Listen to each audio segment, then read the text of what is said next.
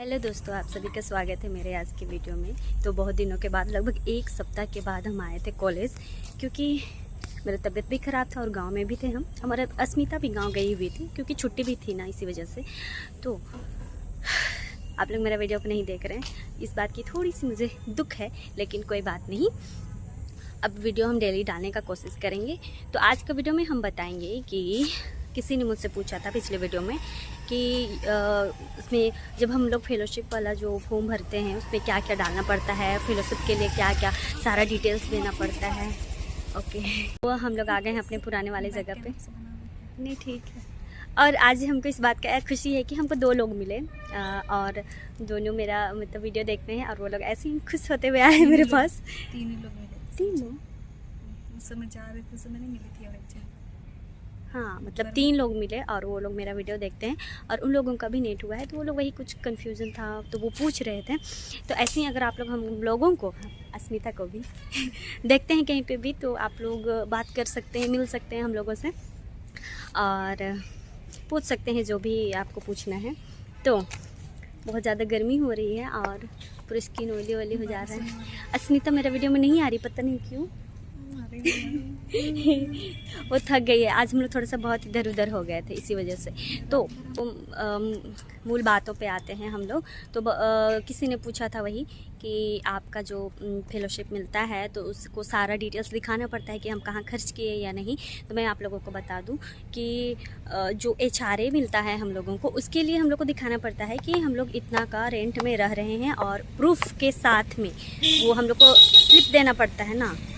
तो किराया का आप लोगों को रसीद देना पड़ेगा, और जो कंटिजेंसी मिलती है उसके लिए भी आप लोगों को दिखाना पड़ेगा कि आप 2500 रुपया कहाँ कहाँ खर्चा किए हैं, आपने क्या क्या ख़रीदा है, पुस्तक ख़रीदा है, पेन ख़रीदा है, मतलब जो भी स्टेशनरी का सामान। और बाकी जो फेलोशिप मिलता है उसका अभी तक तो हम लोग को जितना पता है कि कुछ वैसा ब्यौरा देना नहीं पड़ता है ना, क्योंकि वो खुद पे, क्योंकि आना जाने का खर्चा, और तो फिर बाकी जो अपना जो निजी जीवन का जो भी खर्चा है उसके लिए में भी आप अपने अनुसार, क्योंकि खर्चा तो बहुत होता है PhD करने में, तो आपको उसी प्रकार से आपको खर्चा करना है। और बाकी लेकिन मैंने जैसे बताया HRA का और कंटिजेंसी का ही बस आपको ब्यौरा देना पड़ता है, प्रूफ देना पड़ता है। बाकी वो जो फेलोशिप मिलता है 37,000, उसका कुछ देना नहीं पड़ता है। तो आप लोग इस कन्फ्यूजन में ना रहें।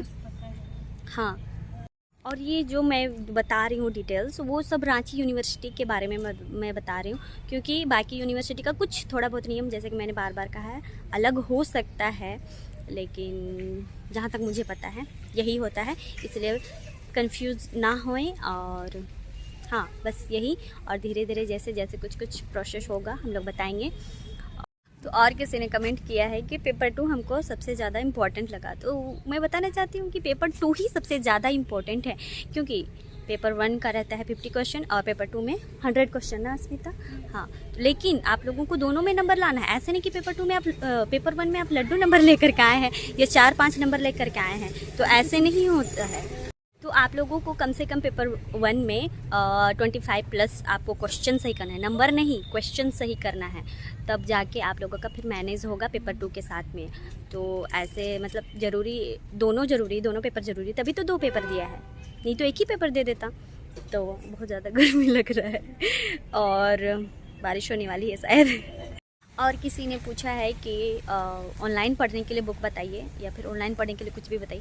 तो मैंने पिछले वीडियो में ही बताया था आप लोगों को कि ऑनलाइन मुझे नहीं पता है, क्योंकि हम लोग ऑनलाइन एक भी नहीं पढ़े थे और बस हम लोग ऑफलाइन पढ़े थे। मैंने कुछ बुक्स का नाम बता दिया है आप लोगों को, आप लोग उसमें से पढ़ सकते हैं। आप लोग YouTube में भी बहुत सारे सर्च करके देख सकते हैं, क्योंकि सबका पसंद अलग अलग होता है और पढ़ने का तरीका भी, जैसे कि मैंने बताया, तो बहुत सारे टीचर अलग अलग तरीके से पढ़ाते हैं। आप लोगों को बहुत सारे मतलब अलग अलग पसंद आ सकते हैं, तो आप लोग YouTube में भी सर्च करके देखिए।